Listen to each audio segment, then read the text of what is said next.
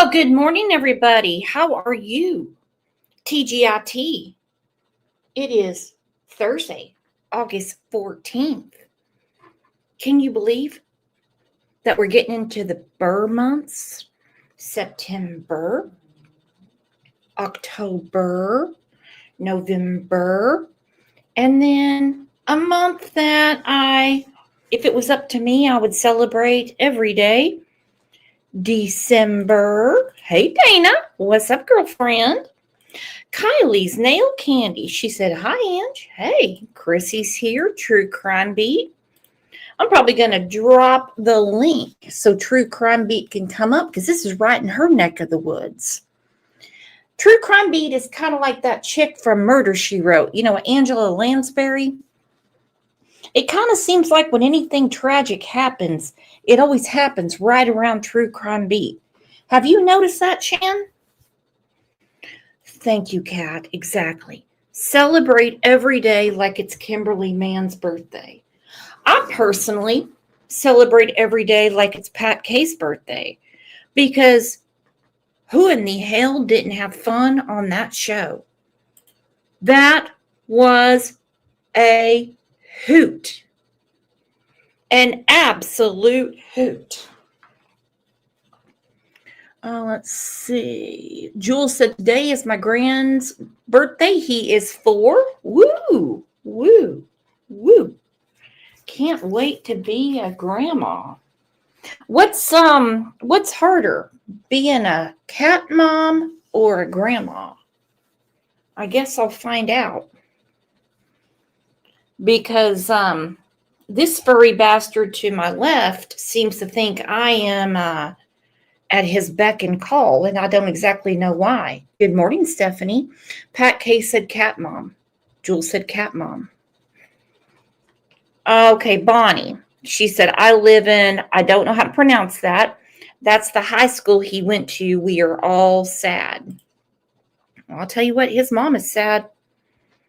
And his mama is pissed.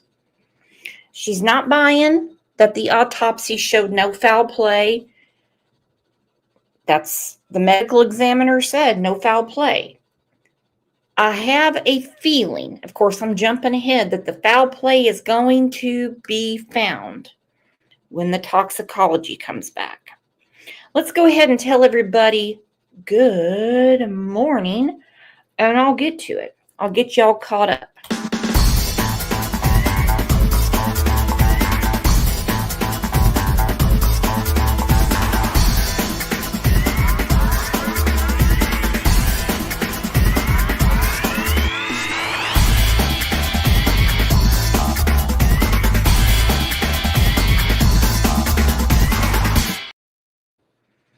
Stephanie James said, I don't believe it. I think they know more than what they are saying.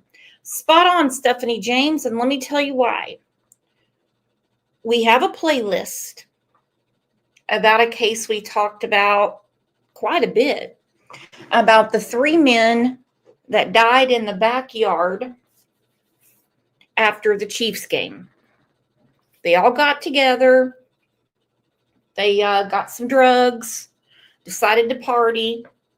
3 of them died in the backyard, froze to death, whatever. Police already knew it stunk to high heaven, but they weren't about to scream foul until they knew everything. It took a year to get charges pressed. Now, I don't believe that Giovanni's mama, Bridget's going to be happy with that. However, I hope they speak with her and say, we have to do this right. I guarantee they know more. These cousins, everything I'm hearing, they are in gangs. They're affiliated with things that you should not do. His daddy is in jail. He's incarcerated, and he told him, I wouldn't be around those people. Let's go to the beginning. A teenager from North Carolina has been missing for nearly a week after vacationing in Florida. Okay, he's been found. Remember, we're going to the beginning.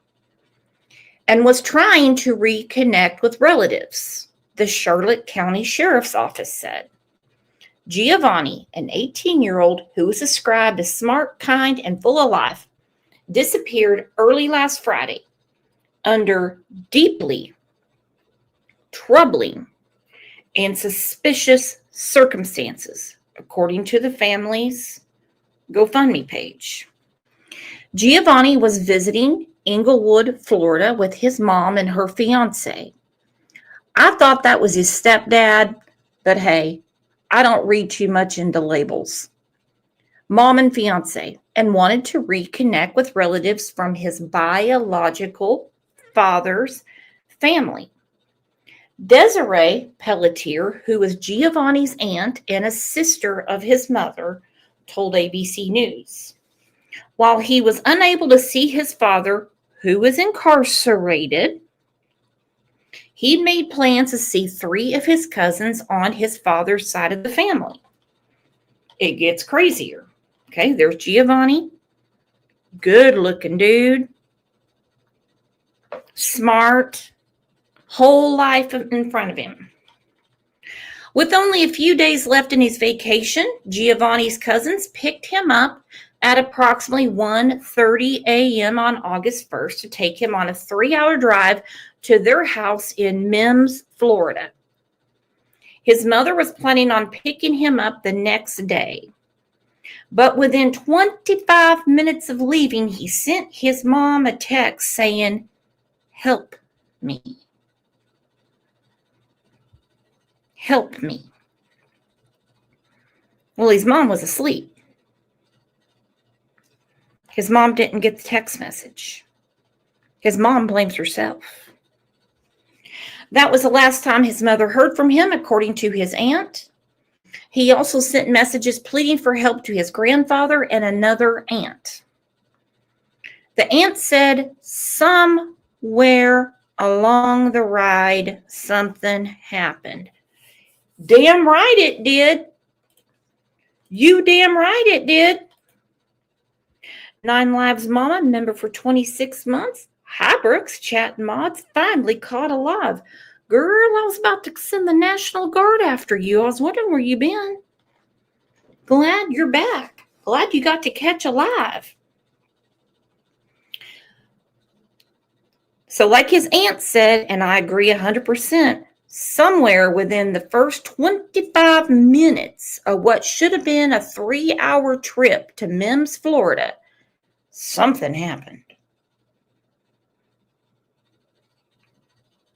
The next morning, the teen's mother saw the message and missed phone calls from her son. She could not get a hold of him and immediately contacted authorities. She also reached out to the cousins who were there with Giovanni, who said the group had been smoking marijuana, which is when the teen began to panic and he pulled out a knife. I don't think so. No. His aunt said this alleged behavior is not Gio, and that does not align with who he is. Question is, when they were supposed to be there at 6:30 p.m., I've seen 6:30 and 7 p.m., why did things change to 1:30 a.m.? What was the marijuana laced with? Why did Gio become panicky? Why did he become, as they described, erratic? Why did they drop him off on a very, very, very busy interstate and ditch him there to where he goes across? By the way, I-75 is one of the busiest interstates in America. To where he ran across all these lanes of traffic, and well, days later, he was found dead in a retention pond. What was the marijuana cigarette laced with? This shit didn't just happen. No. The cousins also told police that Giovanni began to act erratically before exiting the vehicle. Nobody gets dropped off on the side of a highway. Okay, my friends? You can take them to the hospital, but we don't dump people on the side of I-75. To reiterate, the cousins told police that Giovanni began to act erratically before exiting the vehicle. The cousins claim they were driving on I-75 when Gio got out near SR 70. Okay, so let's look at the map.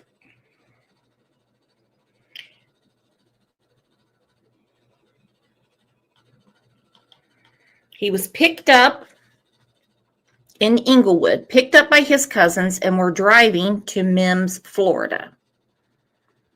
Okay, Mims, Florida is on the other side of the peninsula. Okay, Florida is a peninsula. I learned that in 4th grade. Okay, I still speak it fluently. Peninsula, peninsula, peninsula. However, his backpack and phone were discovered 25 minutes north of Inglewood. His family said he was abandoned on the side of the road in Bradenton, Florida. Yeah, he was. With his backpack and phone discovered in the area by a truck driver the same day he disappeared. Bradenton is about an hour away from Inglewood by car. His aunt said the family does not believe this is a runaway situation and that something is just not being told right. She said it doesn't make sense. Why would he say, help me, 3 different times to 3 different people? Well, he did. He did. All right, let's get to it.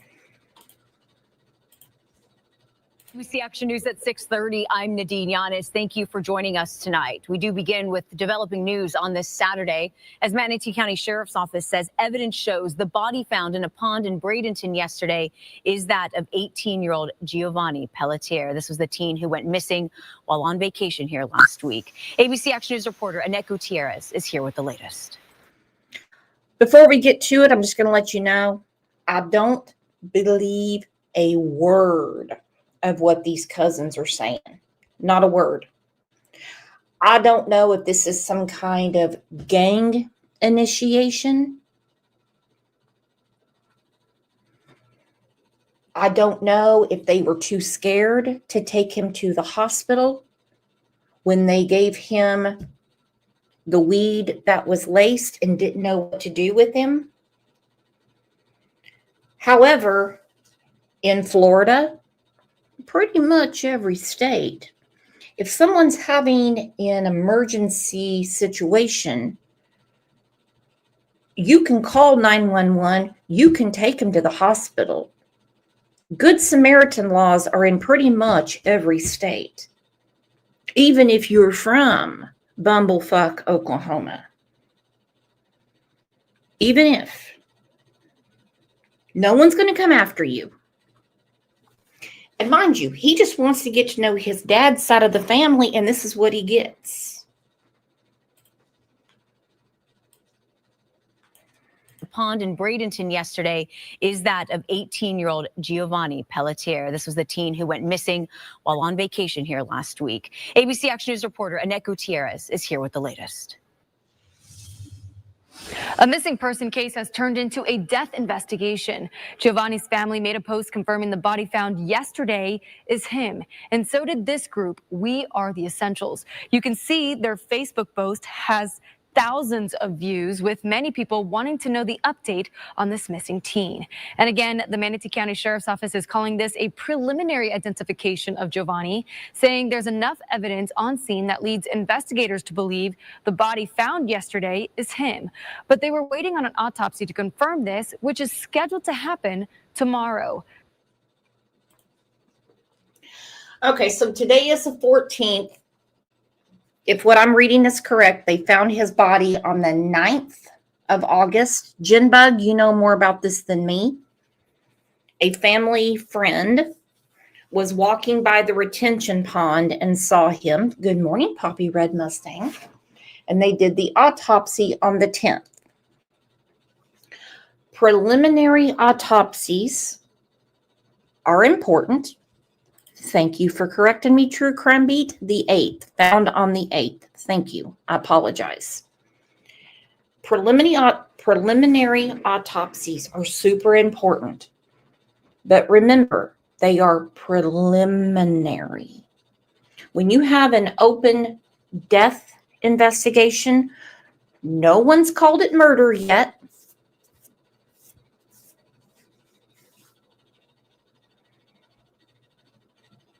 They're saying preliminary.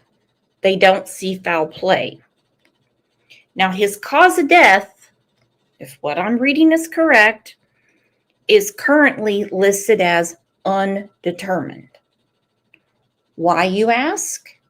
Because they need toxicology.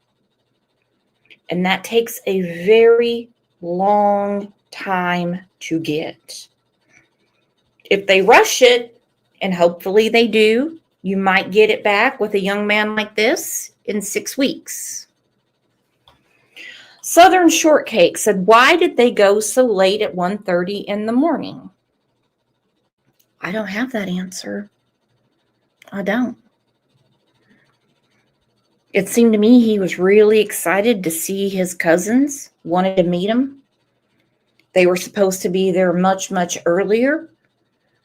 And they were like, oh, who knows? They might have said, hey, we have a flat tire.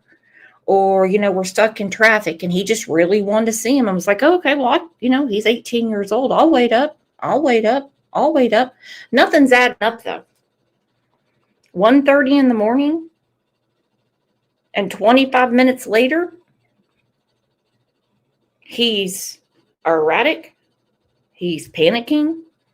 And he's left on the side of I-75 of all places. Hell, that's where Aline Wuornos used to prostitute herself. Good morning, Mallory. I don't even really know if his mom knew he left at 1:30 in the morning. I don't know. I don't know if they were trying to rob him. I don't know if it's a gang initiation. I don't know if they just thought it'd be funny for them all to do drugs together, and they thought it'd be funny to give him something laced as kind of like an initiation into the Cousins Club. I don't know. But when this toxicology comes out, charges, I believe, will be brought out. The update on this missing teen. And again, the Manatee County Sheriff's Office is calling this a preliminary identification of Giovanni, saying there's enough evidence on scene that leads investigators to believe the body found yesterday is him. But they were waiting on an autopsy to confirm this, which is scheduled to happen tomorrow. Family, friends, and community members all came together to search for Giovanni, who went missing almost a week ago while visiting family in Charlotte County. We Are the Essentials, a nonprofit of private investigators who helps search for missing people, took on the case. They tell us while the family has some sense of closure, this is not the outcome they wanted. This is devastating. This family's been through a lot the past week. I guess it's, they have some closure at this time. Obviously, now the why is what they're wondering. Coming up tonight at 11, we'll have more about what the nonprofit has to say about this tragic outcome. But for now, reporting in studio, Annette Gutierrez, ABC Action News. ABC Action News. Don't forget the credit goes to ABC Action News. Mallory said they said he hadn't even met those cousins on his dad's side. Interesting. And I get you want to meet your family members. But what's interesting to me is his daddy that's incarcerated was like, nah, you don't need to meet them. You don't need to meet them. I do see a lot of shade being thrown around Facebook about his mom. This is Bridget. This is Bridget with Giovanni.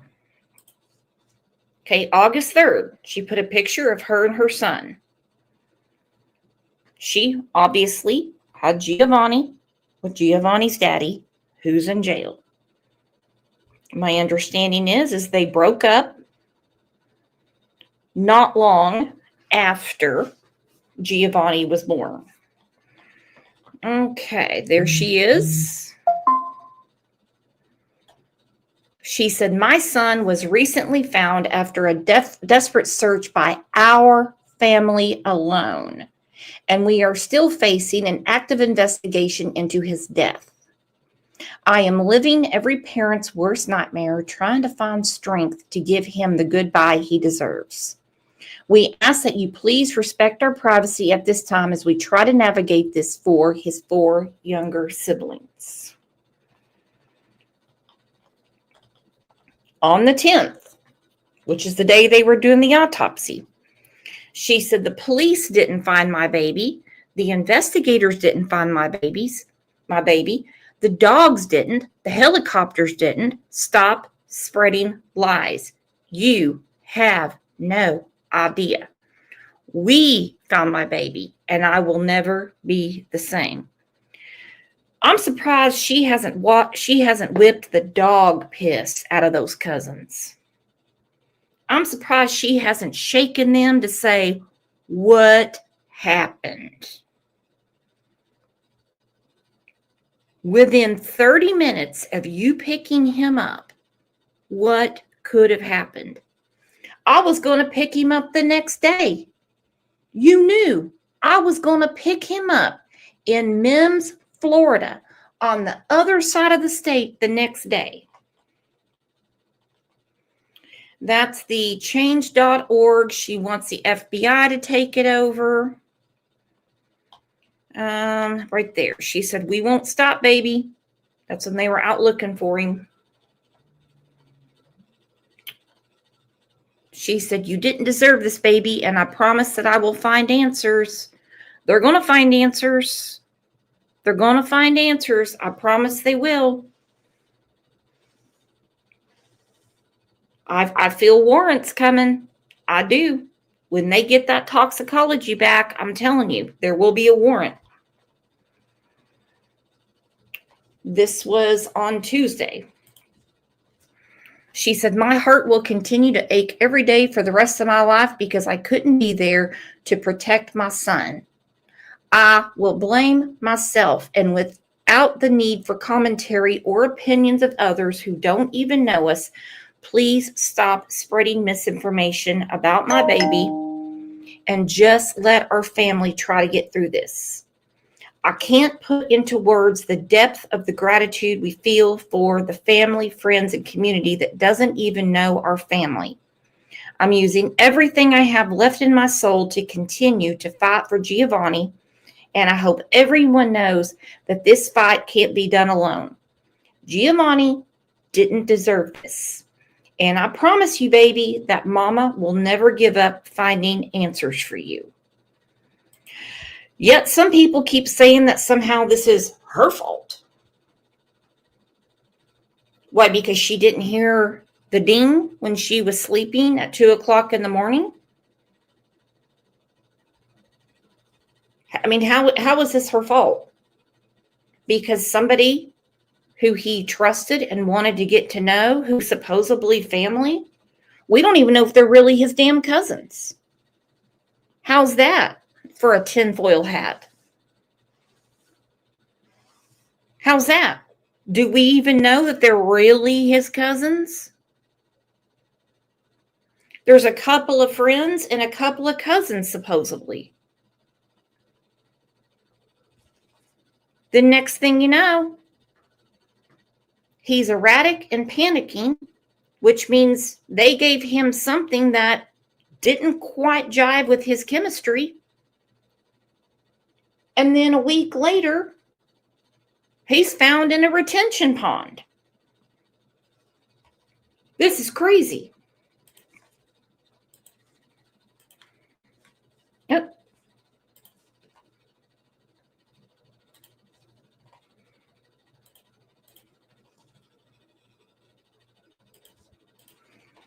All right, the family wants the FBI to take it over.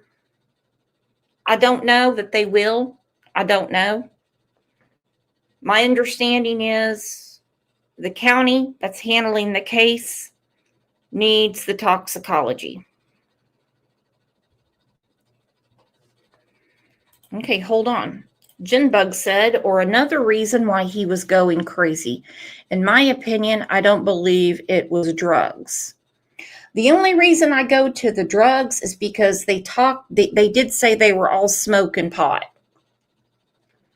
So it always makes me go to like that case in Kansas City where everyone just thinks they're doing something they're already used to. And next thing you know, they're dead in the backyard. And he obviously wasn't computing things in his right mind because he reached out to 3 people, but he didn't dial 911. Now, me, that's the first thing I would have done. I would have wanted help ASAP. I don't think that he was thinking correctly, but time will tell. Time will tell. I'm going to put the link up because I would love to hear what Jinbug has to say. County community correspondent James Sparvero.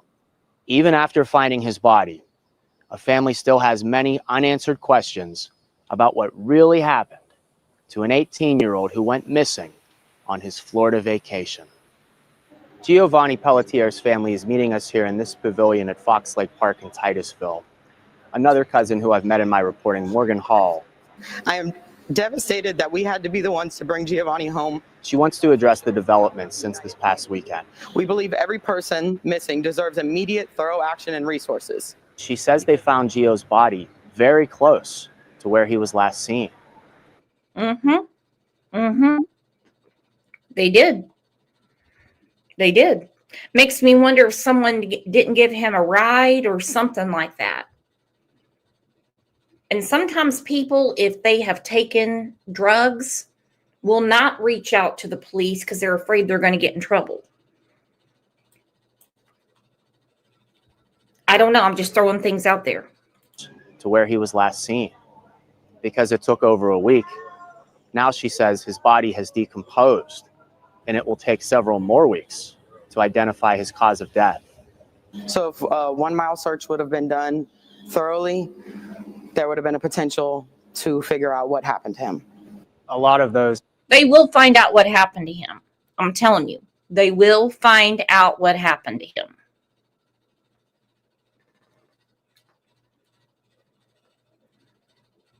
Can we pin the link again? Hang on. You guys are more than welcome to come up.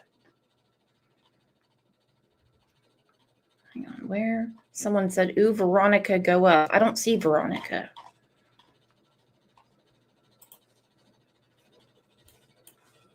There would have been a potential to figure out what happened to him. A lot of those who have watched our reporting, they have questions about the people Gio was in the car with. What do you think? Our sheriff has ruled out that they've done anything wrong. There was no evidence of any type of wrongdoing. I personally do not know these boys at all, so I can't comment on their character, but I do know that I would never leave someone on the side of the road. Me either. Me either. She said she doesn't know these people. In her mind,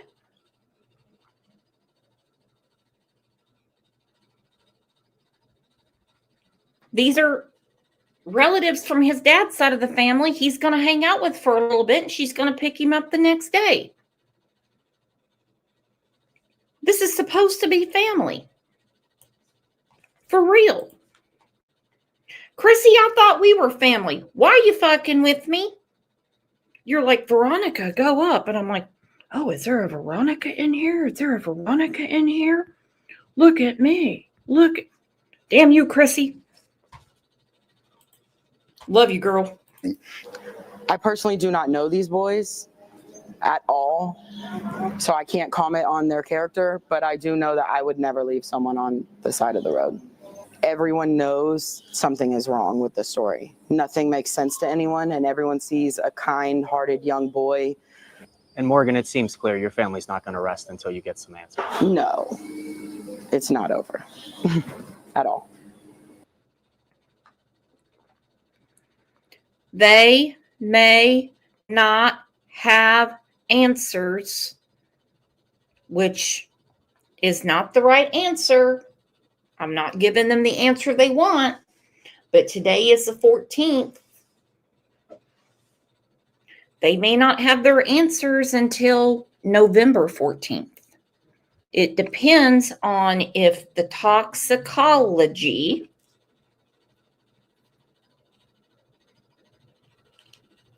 if it comes back positive, and it might actually be a bigger case than what she's thinking, because they might need to find out, let's just say the pot was laced with fent. Florida is doing backflips right now to get fentanyl out of their state.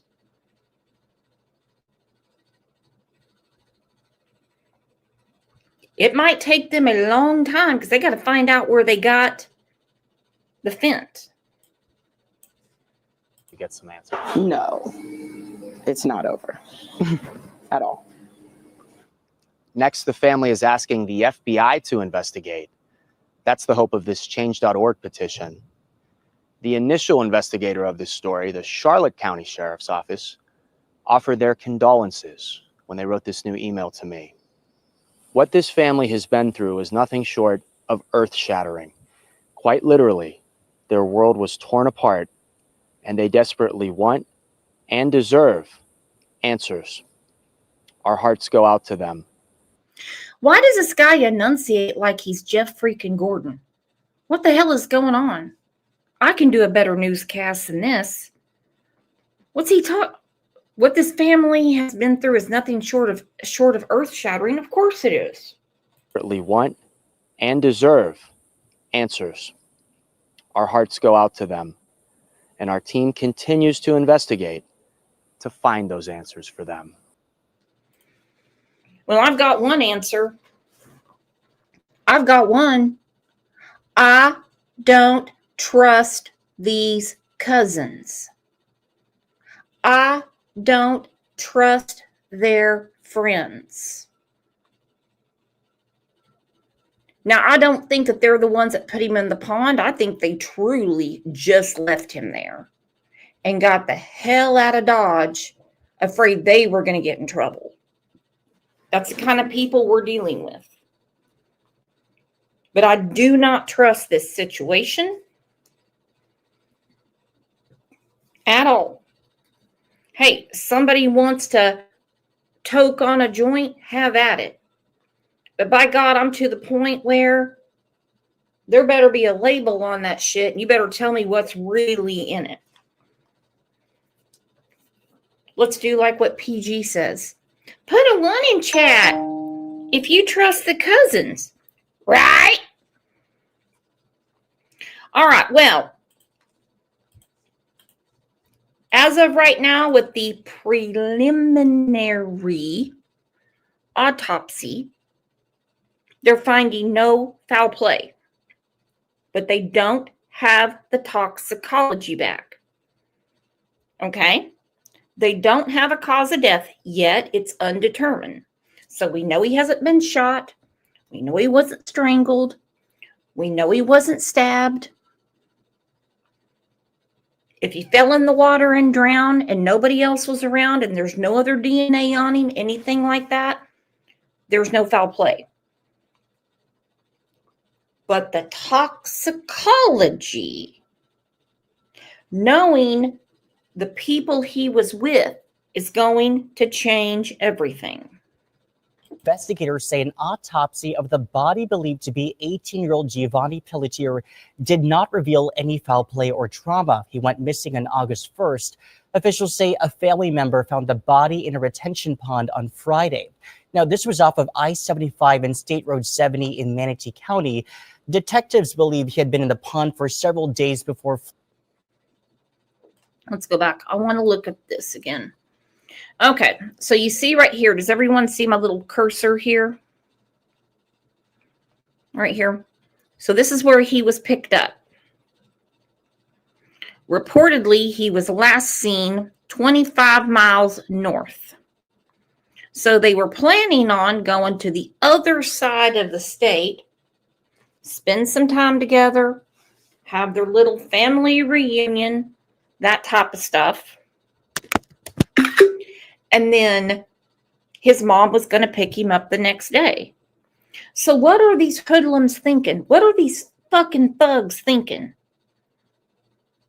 Just to leave him on the side of I-75, and there's cameras everywhere. They know exactly what happened. Hey, couple kids have a fight in the car. He's not 12, he's 18. That's the difference.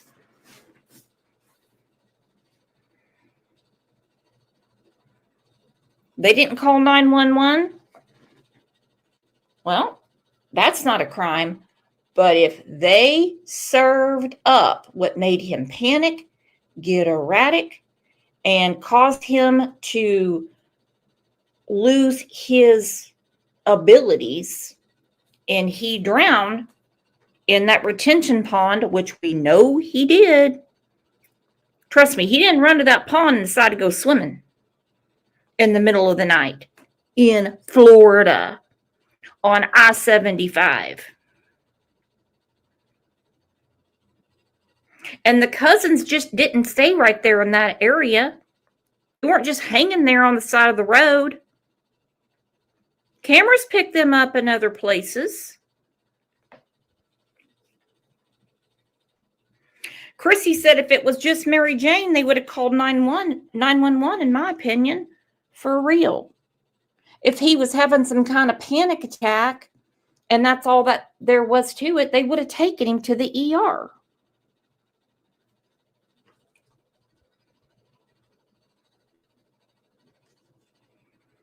This toxicology is going to put some people behind bars, and it might take a long time to do.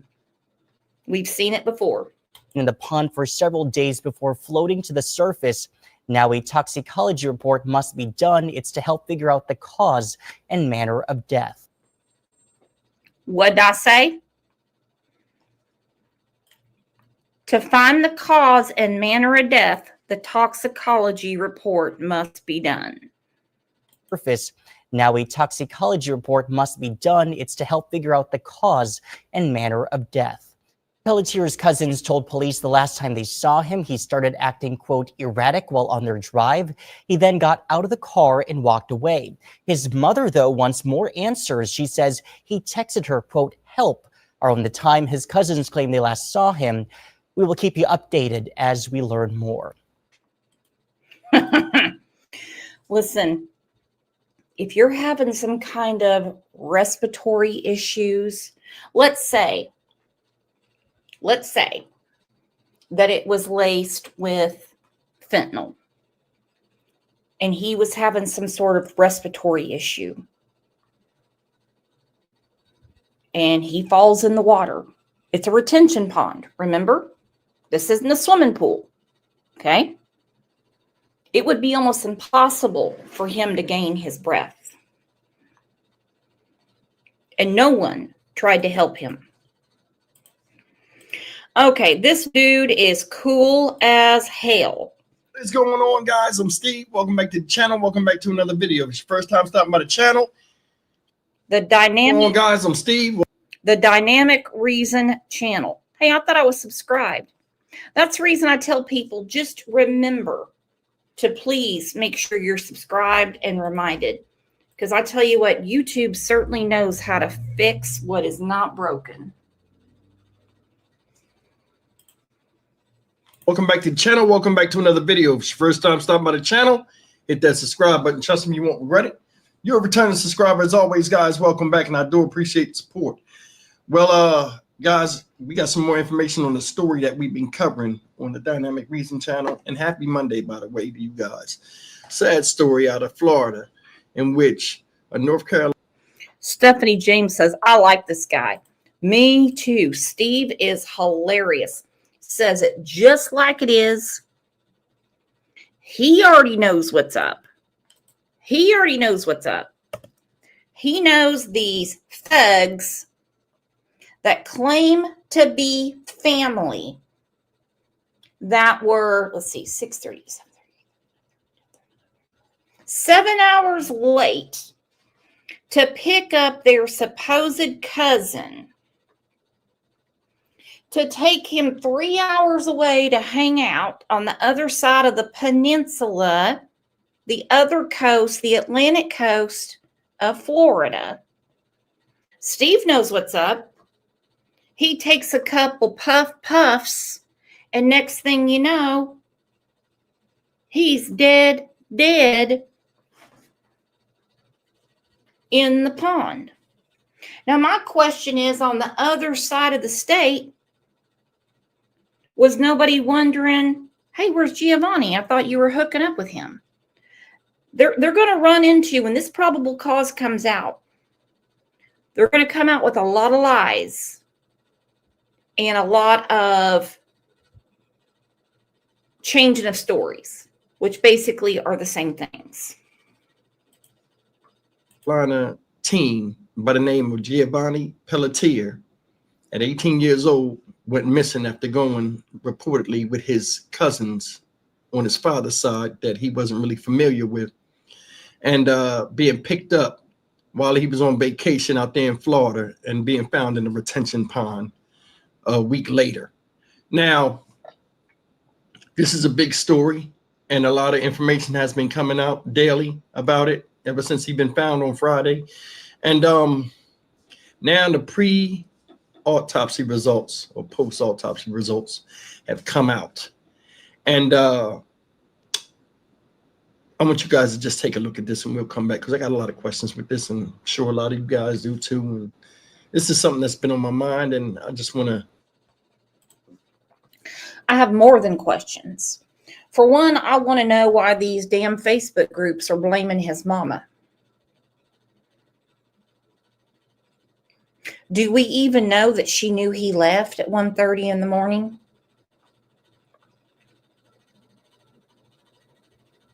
He was supposed to be picked up at 6:30, 7 o'clock the previous evening. She might have been asleep. And he's like, I'll just leave her a note, or I'll send her a text and say, hey, they got here late. We don't know. We don't know. But some of these Facebook groups, let me see if I can find one. Hold on. Facebook, come to me.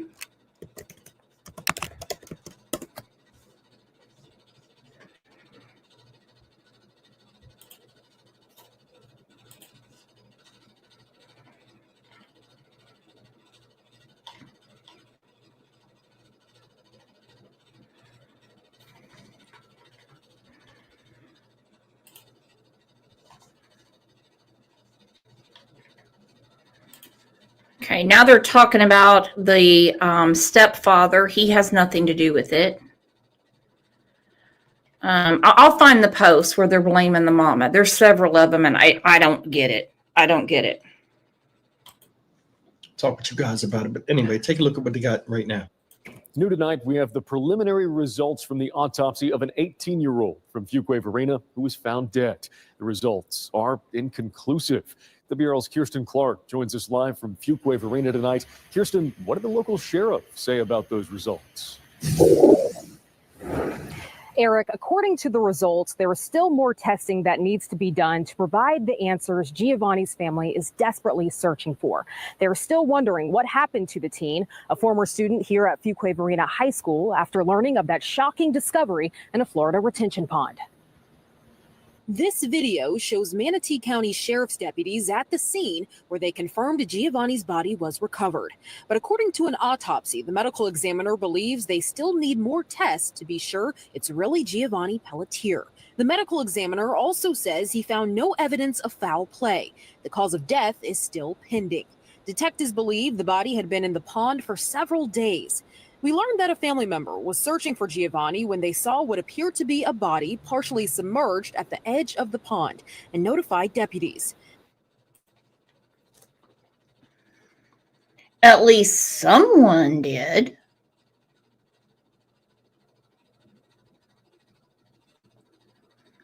At least someone saw something and did something. What about the two friends and the two cousins? They left him on the side of one of the busiest interstates in the country.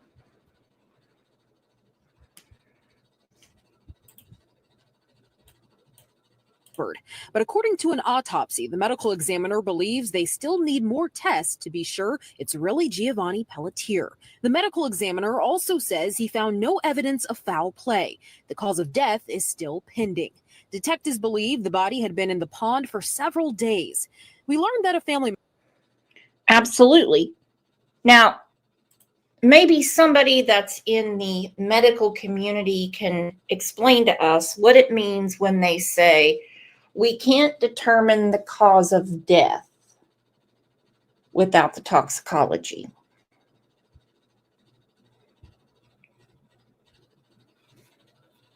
I went through it with my mother-in-law, and I won't get too personal. No strain on the heart, no strain on the respiratory system, no strain on the kidneys, no gunshot, stab wound, strangulation, blood loss, all of that stuff that makes us go, bye-bye. But this toxicology is going to blow it out of the water. It makes me wonder if he didn't get to that retention pond and roll down the hill into it. I don't know. I'm thinking way too much. Angel P said no obvious signs of trauma or disease process. That's what I was looking for. Thank you. Retention pond. This video shows Manatee County Sheriff's deputies at the scene where they confirmed Giovanni's body was recovered. But according to an autopsy, the medical examiner believes they still need more tests to be sure it's really Giovanni Pelletier. The medical examiner also says he found no evidence of foul play. The cause of death is still pending. Detectives believe the body had been in the pond for several days. We learned that a family member was searching for Giovanni when they saw what appeared to be a body partially submerged at the edge of the pond and notified deputies. Pelletier was last seen on August 1st in Mims, Florida. We spoke with Giovanni's aunt last week. She says the family was in Inglewood, Florida on vacation visiting with Giovanni's mother's fiance's family. Giovanni met up with his cousins early Friday morning around 1:30. Shortly after, Giovanni's mother received an ominous text message from her son that read, "Mom, help."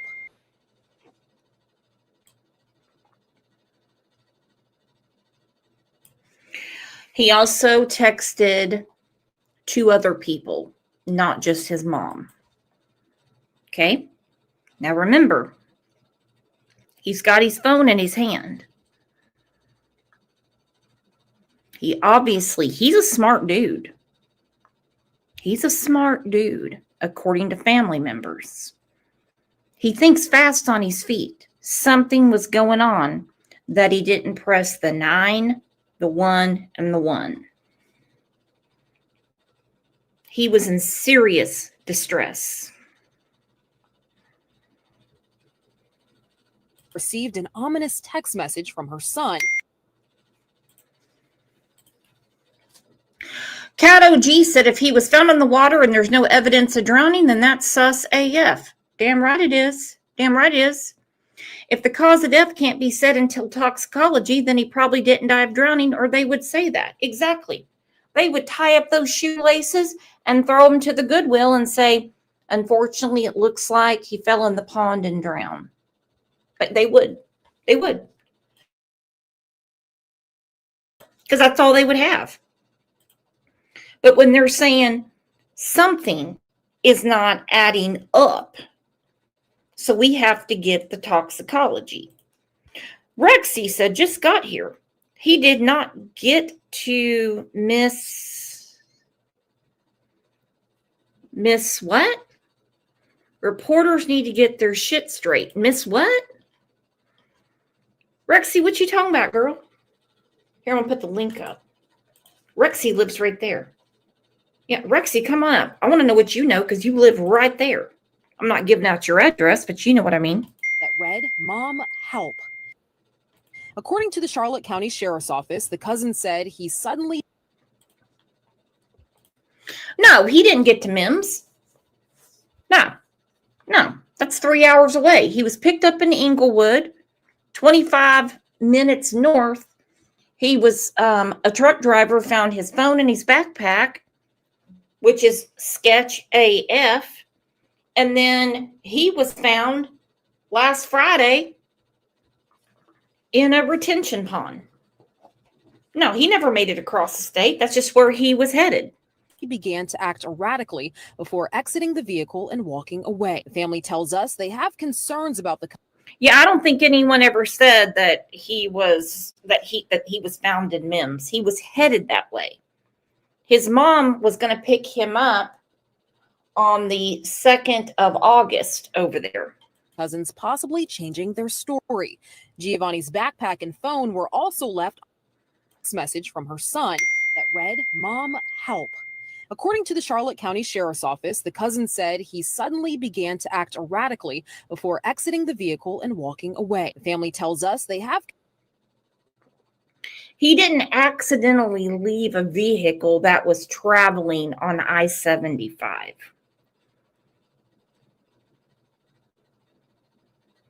Concerns about the cousins possibly changing their story. They have changed their story. The cousins have changed their stories many times. Giovanni's backpack and phone were also left on the side of the road. His phone was last pinged near a highway in Manatee County, Florida. Again, more testing needs to be done to positively confirm that it is Giovanni's body. We are still working to learn as much as we can about what happened leading up to the discovery of that body. Live in Fuquay Arena, Kirsten Clark, WR. Hey guys, you've seen it, and they said the autopsy results are inconclusive. Now, I'm gonna say something to you real quick. If any of you have ever seen an autopsy, if you can stomach it, I've seen several, right? Not up close, but on television. And they're saying it's inconclusive. What they're basically saying is there's no signs of foul play, meaning like he has bruises or something physically done to the body. Now, they said this guy was decomposed when they caught him. Of course he was. He's halfway submerged in water. It's hot. It's the summertime. He's in water. A lot of times, bodies in water, depending on the humidity and stuff like that, they just disintegrate like tissue paper. So he's not in the best shape. But this is what they're waiting on, and it's going to take a while. During autopsies, they do what? They take contents of the stomach. They take urine samples. You know what I'm saying? They take kidney samples. They check the kidneys, see if they're healthy or if they've been damaged from taking or ingesting something. They take samples of that. They take all kind of stuff. A lot of blood. They take a lot of blood from a cadaver. And these tests get ran all across the country, and it takes a while for them to come back.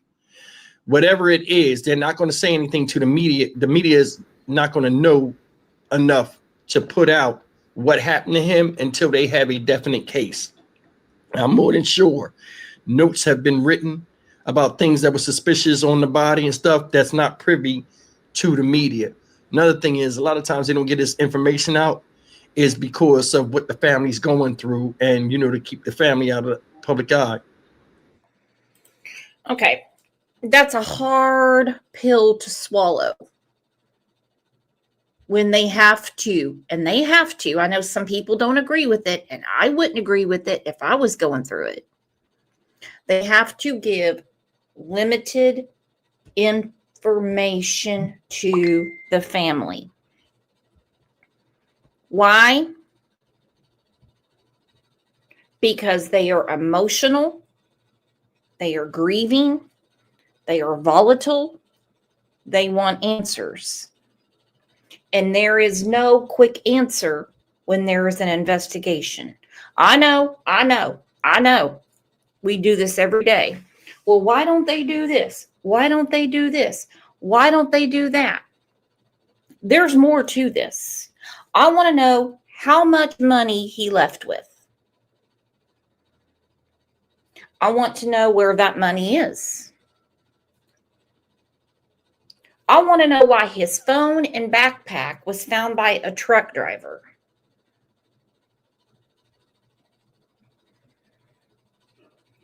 And instead of him calling 911, it's almost like there could be two crimes going on. The crime from the cousins and their friends, and then whoever rolled him for the truck driver actually turned that in, so I can't say anything about that.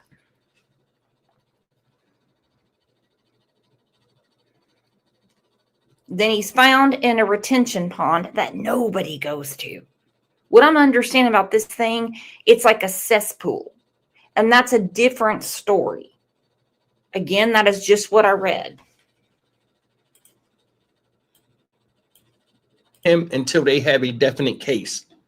I'm more than sure notes have been written about things that were suspicious on the body and stuff that's not privy to the media.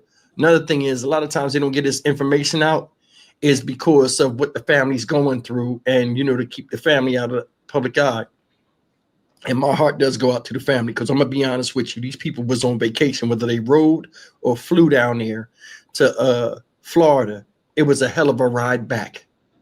Let's be honest. And, my heart and prayers go out to them because those.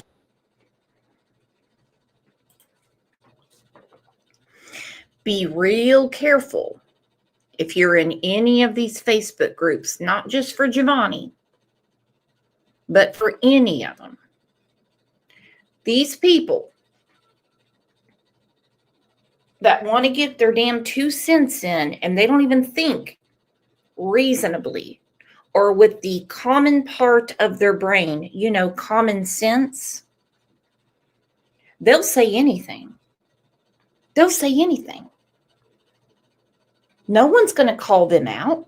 The worst that's going to happen is they get kicked out of the damn Facebook group.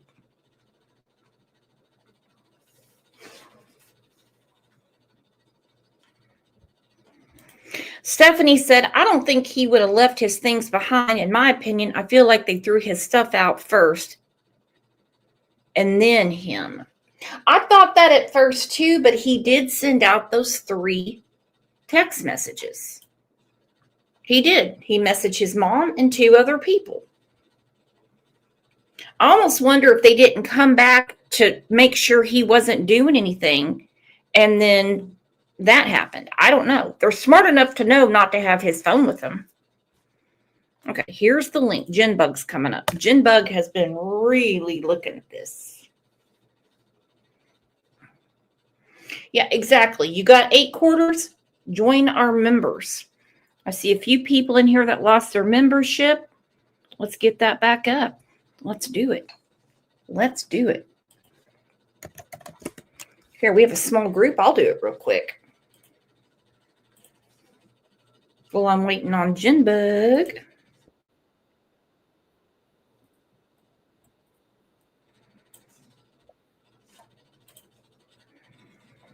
It says Genbug devices not connected.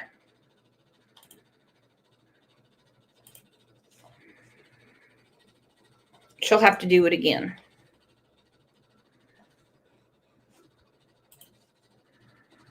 There she is. Hey, Jen Bug. Hey, how are you? Good. Okay, so I know you've been reading everything on this. So what do you think happened? I just think that, I mean, maybe drugs, maybe that's a possibility, but I feel like, they were supposed to pick him up earlier and then they picked him up later at 1:30 in the, at 1:30 or whatever the time, 1:30 the time is. And maybe they did that on purpose. And I just feel like it has to do with, like, he had money, they robbed him, and obviously he was in some kind of distress if he texted his mother, his, his grandfather and all these people. So he felt like something was wrong, Ilyanka has a very a great thought. How do we know he even sent the text messages? How do we not know that the cousin didn't do it, or the friend of the cousin? Possible. I don't think that if they were up to something that they would text help. And if he was like on drugs, like they, and he was freaking out, why didn't they call the mom then from, instead of sending a text message? Yeah, so I'm wondering, I mean, if he was in that sort of distress, wouldn't he want help? I mean, he's a good kid. He's a good dude. Yeah, I honestly just think it had to do with some kind of, rob, and they caught him off guard and he defended himself. Maybe he's the one that had the knife, and his things, and he, he pulled out to defend himself. Don't know. Jay said, why didn't they ping his phone? Well, they did, hun. They know exactly what his phone was. It was left right on the side of I-75. A truck driver found it and called the police. Yeah.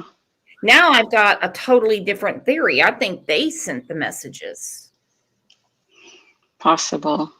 Yeah. If they were up to something, I don't know why they would text, like, help me. You know what I mean? Why would they send that and try to, and if they were up to something to get caught, that's my only thinking. Yeah, that's true. That's true. But yeah, I mean, they were pinging all the phones, and I mean, and after the missing persons report was put out, I mean, they spoke to the cousins, and their story kept changing. For one, they forgot to mention that they had 2 other friends with them. Mm-hmm. Would that not be important to bring up? Yeah, and where are the cousins now? They're not even speaking. I saw the press conference, or the thing that the aunt put out yesterday, that they spoke to the public, and they're not even speaking. They haven't even talked to them. Nothing. Well, they better have good defense attorneys in Mims, Florida. Yeah, and they something is just not adding up. They said he was erratic. He was panicking after they smoked the pot, and he voluntarily got out of the car. Do you know the speed limit on I-75, especially with little to no traffic? No, what's the speed limit there? 75 to 80. Okay, yeah. So you think he's going to voluntarily throw himself out of the car? Yeah, no. Let's get back to Steve. They just left him on the side of the highway. That's why I say all the time, family is the original F word. Or flew down there to Florida. It was a hell of a ride back. Let's be honest. And my heart and prayers go out to them, because those people right there are the ones left wondering why, like the rest of us, and had to ID this young man. And this guy right here don't look street at all. He don't look like he out there. And if you look around the people around him, he looked like he was well taken care of, and he was a good kid, enough to where they trusted him to go with strangers that he called family, and he wound up dead. So these people got to be feeling it a certain way. Let's get that out the way right now. But they said the body didn't look tore up, as far as somebody physically doing something to it. And that goes back to what I was saying. Something happened in that car. And they keep saying, oh, they scared the family going to change the people that had him, the cousins, are going to change the story. It don't even matter. Something happened in that car, and that's the big mystery. What happened in that car? Because I'm going to say you something. The whole thing don't sound right. And let's look at it from a common sense standpoint, where this right here, none of their actions abide by the normal universal law of common sense. If this guy, just 20 minutes in the car, was acting a fool and threatening and all this kind of crazy stuff, which I don't believe at all, why didn't you just take him back home? Okay, I don't believe it at all either. 20 minutes in the car, supposedly he's panicking and he's erratic. That's after taking a few tokes of the pot cigarette. And then they said he voluntarily got out of the car like they're Eagle Scouts or something. Why not just say, yeah, man, this isn't for me. You know, wanted to meet you and all, but we're going to do a U-turn on 75 and just take you back. We're only 20 minutes out. Exactly. They wanted something from him. Yeah, I think they robbed him blind. Yeah, Again. and the dad, his dad's, why would he say that? Like he didn't want them to go with the cousins. Like he obviously knew something was up with the cousins. Why would he say that? Like he didn't want them, so he must know, like, you know, they're no good or something. I mean, because his dad knows his own family. That's the reason he said, yeah, there's no reason hooking up with them. No, we all have that branch of the family. We're like, maybe every 5 years we'll let them come around when everyone's together, but I'm not going to be one-on-one with them. Okay. Yep. You know, and he's incarcerated. Now there's a lot of questions. Did Giovanni tell his mom that that's what his dad said? Because she seems to be extremely protective of her children. Did she know that he left at 1:30 in the morning? A lot of people are blaming her, which is so stupid. How do we know he even told her where he was going? You know, or she was asleep. How does she know? I mean, my kids are older, but if they go somewhere and I'm asleep, I'm not gonna. I mean, I have cameras, you know what I mean, but. How else are we going to know? You know what I mean? Unless they leave me a note or send me a text or, you know what I mean? Same thing. So no, she's not to blame. This is her poor baby boy, you know, like, yeah, it's all over Facebook. People are blaming the mom. I've seen some awful things. So dumb. I mean, they were supposed to be there at like 6:30, 7 o'clock, the day before. I mean, honestly, and then they get there at 1:30 in the morning. He might have been like, yeah, you know, because he doesn't want to look like a dumbass. He's 18. Okay. We know what 18-year-olds think. And he's like, well, I'm just going to go out and hang out with them. My mom was going to pick me up the next day anyway. And then 25 minutes later, all of this happens. And he's found a week later dead in the retention pond. Yeah. Something, like he said, I just believe something happened in the car, in the vehicle. Because you know what I mean? Like I said, if he was distressed or something like that, they could have called somebody and supposedly it just left him there, like on the highway. No way. No, nobody would do that. No one. And if they're being all crazy and erratic, even if you've got something in your system, whether you had a few beers or, you know, you've been doing the drugs too, then, you know, you can just send a 911 and say, my cousin was being crazy and I left him on the side of the highway. Go get him. There's Good Samaritan laws in every state. I don't mean that all these kids know it. I'm not saying that. But there's not one case that we ever talk about, Jen Bug, where we don't scratch our head wondering why someone didn't do the right thing. Right. Another thing is this. What's that, Jen? I said mostly all of them, yes. Every damn one of them. Well, why did you do that? You know, this is what I would have done. Yeah. The parents trusted him to go out with these people that they didn't know like that. So another thing is, and somebody said this in a comment, respecting them, why didn't you get a contact number before he left? Hey, who you been in contact with? Give me the phone number. This and that. It's a lot with this. You know what I'm saying? Because I'm very protective of my kids, especially when they're 18 years old. And look, who you going to be with? Bring them in here. Let me see what they look like before they take you. Hey, I'm such and such. I'm his cousin. Okay, yeah, okay. A lot of times that could have changed the whole dynamic of what really happened in that car. Another thing is this. If he, like you say, was erratic, and he got out and y'all dropped him off on the side of the road, which is a family member, I'm not doing that to nobody because I'm responsible for people that are in my care. I don't want no parts of anything that happens to them after they get out the car. You know this guy wasn't from here. You dropped them off on the side of the road, like you say, and you just drove off and went home, didn't call nobody? Yeah, that's messed up. I still want to know how much money he had on him, because remember, they're on vacation. Mm-hmm.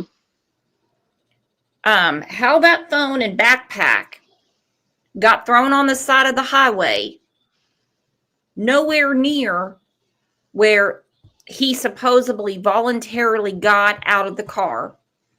And from there, how he wandered into that retention pond.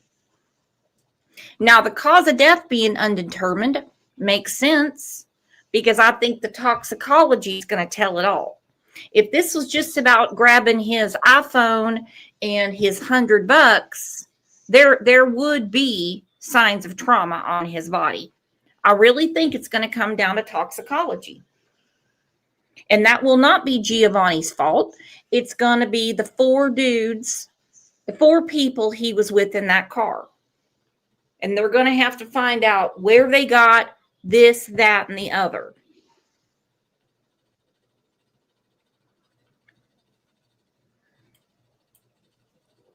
He just doesn't look like the type of dude that's going to get so upset about somebody taking his money when he knows that he can get more money,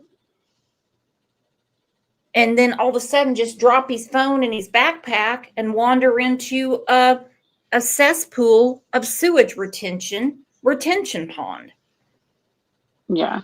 I mean, if he got dropped on the side of the road, so what, they took his phone and stuff before they dropped him off on the side of the road? Because I mean, if they dropped him off on the side of the road, why didn't he call? If he had his stuff, why didn't he call his mom or call somebody to pick him up? Or now, has it been verified that he was actually trying to call people as well, or is it only text messages? I think it's text messages. That's all I saw. Yeah. That's all I can find, that these text messages were sent. Nothing about a phone call, because a phone call is going to wake you up. Yeah. That's why I always tell my kids, I'm like, my son, my kids, my daughter, my daughters, I'm like, you call me, because I'm not going to hear a text message. I need you to call me if something happens. Absolutely. Family member, I'm not doing that to nobody because I'm responsible for people that are in my care. I don't want no parts of anything that happens to them after they get out the car. You know this guy wasn't from here. You dropped them off on the side of the road, like you say, and you just drove off and went home, didn't call nobody? Didn't call his people, tell him where he was at? Don't make no sense. Another thing is this. When he was in the car, right, and these people dropped him off, it made no sense to me that they didn't call the police or somebody. Now, you know what I'm saying? I don't know the age of these people. I don't know it. Another thing is this, but you came and got him 1 o'clock. I heard that one of the friends that was with him is like 56 years old. Is this true, Jinbug? I didn't see that. He's 56. Mm-hmm. I'm gonna have to look that up. I didn't see that. Well, that's even older than me. Yeah. Why would? They're not putting out the names of the people he was with for good reason, but they're ever-changing stories. Like for one, not mentioning they had 2 other people with them. Right. No. And these people dropped him off. It made no sense to me that they didn't call the police or somebody. Now, you know what I'm saying? I don't know the age of these people. I don't know it. Another thing is this, but you came and got him 1 o'clock at night when if you look at the original story, they're supposed to come get him at 8 o'clock. What the fuck was y'all doing for 4 or 5 hours before you decide to come get him? Who comes and gets somebody 1:30 in the morning when he has parents that are on vacation? So everybody had to stay up until you came and got him. Another thing is this, me, myself, this is just me. He's sitting around 8:30, 9:30, 10:30. Hey, you ain't going. Because first of all, they driving 3 hours to come get you supposedly from Mims, Florida. They ain't got here yet. All of a sudden, they come get you driving 2, 3 o'clock in the morning all the way back. That don't even sound right. That sound like it's some irresponsible, crazy stuff. But either way, man, I mean, they know their kid, and that's. I don't think he even told his mom he was leaving. I think he didn't want to look like he wasn't cool in front of the cousins. Nobody gets picked up at 1:30 a.m. unless you're just getting off an airplane and you're getting to your hotel, or you're Trisha Jenkins and it's your nightly booty call. That is the only way you get picked up at 1:30. Hell, all the clubs shut down at 2. Yeah, because I mean, like he said, like if as a parent, like if somebody is coming, I'm like, you're not leaving the house. It's already 1:30 in the morning. You're not gonna go, especially with, you know, cousins you have never even met. I wouldn't let my son go. Yeah, so I just don't believe that she knew. I don't think she knew, or he told her, Yeah, and I mean that that happens. And I mean, is it true that the cousins are girls? I only heard boys. I only heard boys too. Yeah. So I don't know where that came from. In the morning, all the way back. That don't even sound right. That sound like it's some irresponsible, crazy stuff. But either way, man, I mean, they know their kid, and that's the thing. You may know you have a good kid, but you don't know the character factor of those that this kid is around. Yeah, he can make the good decisions and be responsible, but if he's around people that make bad decisions and are irresponsible, and he's not in control of his environment or his situation, it's nothing he can do. This thing right here is a mess, y'all. It is. And like I said, my heart goes out to the family. This autopsy result, inconclusive, is what they already talked about. This is nothing new until these body fluid and tissue samples come back. We'll never know. But me, honestly, something went down in that car. Either he was trying to be cool or they was pressuring him. He ingested something don't sound right. I don't see this boy. And this is just me talking. I don't see this boy with his situation and the future he had in life, and those around him that cared for him, just throwing it all away and living recklessly with a bunch of strangers he don't know that is supposedly family. I agree with Steve 100%. 100%. I think he was trying to be cool in front of people that he's been trying to connect with, not thinking anything was going to happen. I do not believe that he panicked, got erratic. I think something in that car stressed him out. And he didn't drown, or that would be the cause of death. He wasn't shot, or that would be the cause of death. He didn't get stabbed, or that would be the cause of death. He didn't die of an epileptic seizure, or that would be the cause of death. I think when they were passing around the pot, it was laced with something, and that might have been when he's like, let me out of here, let me out of here, let me out of here. Hang on, what did Karma say? Karma said, red flag for me. Why would they need to stress the voluntary got out of the car? Just say he got out of the car. Yeah, you're not babysitting him. You're not the babysitter. And no one's going to voluntarily get out of a car that's going 70, 75 miles an hour. That's not voluntary. That's you let me out now. In the middle, yeah, where you don't even know where you're at. You're not even from there. So and then you don't even know where to go. And then the backpack and the phone are found miles away. Probably by a truck driver that was pouring out his piss jug or getting out to piss, and found it and was like, What's going on? That's actually kind of a common thing. I-75 corridor, there's a lot of stuff going on. There really is.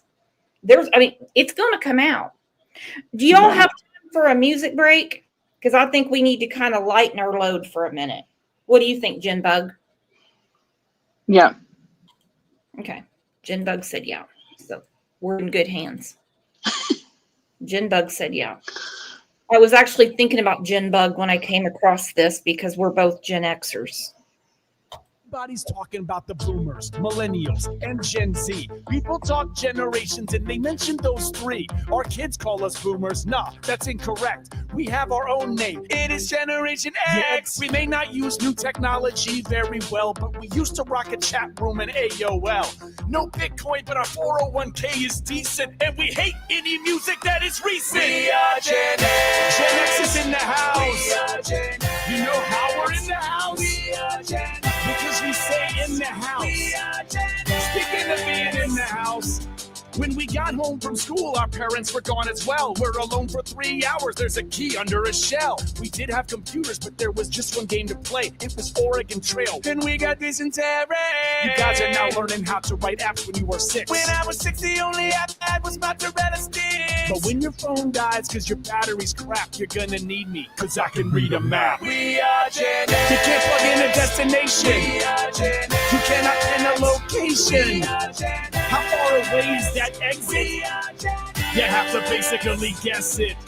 Hey, it's the weekend, so what you gonna do? Let's invite over millennials for Trivial Pursuit. It's Gen X's favorite game. It's where we try to use all of our knowledge to get 6 pieces of pie. Millennials, they all think they are smarter than me, but this game that was printed back in 1993. What's the highest grossing film of all time? Oh, Avatar.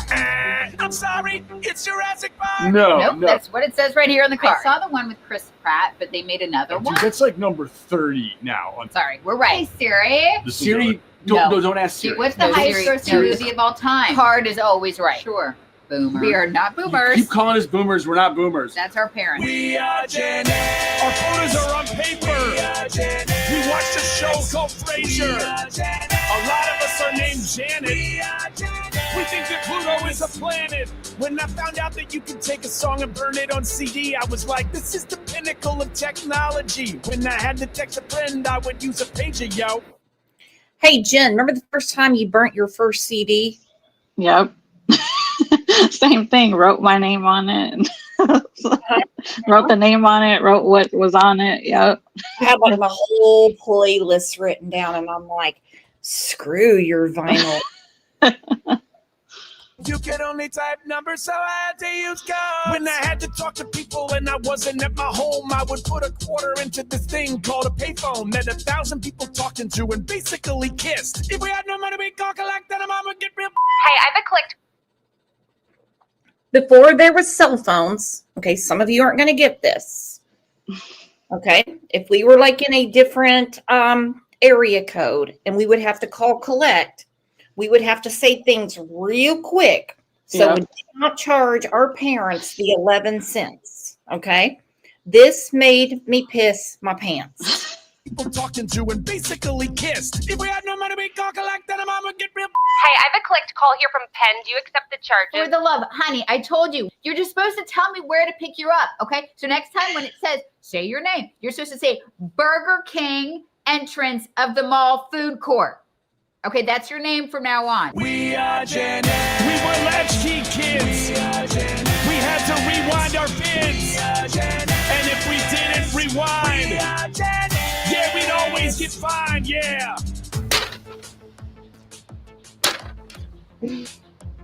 Don't get about it.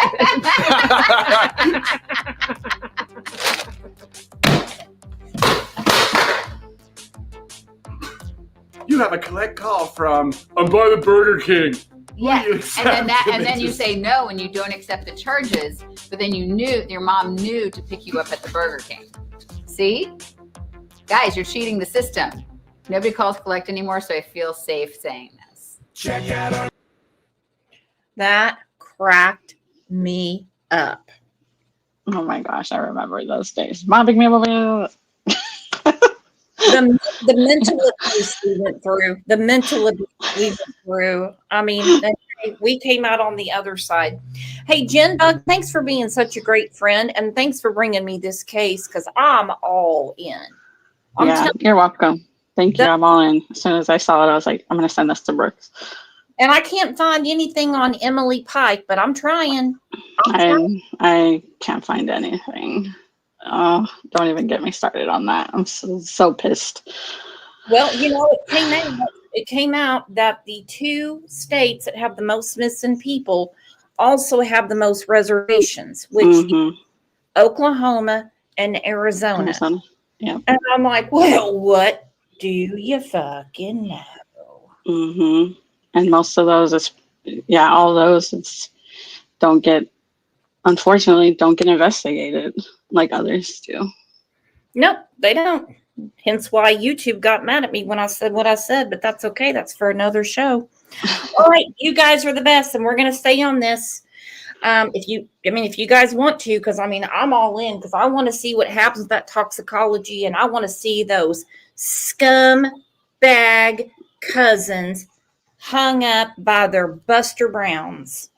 You guys have a great couple of hours. Enjoy your lunch because I'm going to be back at noon because we have basically what I would call a Harmony Montgomery case going on in Oklahoma. All right. You guys are the absolute best. Thank you again, Jen Doug.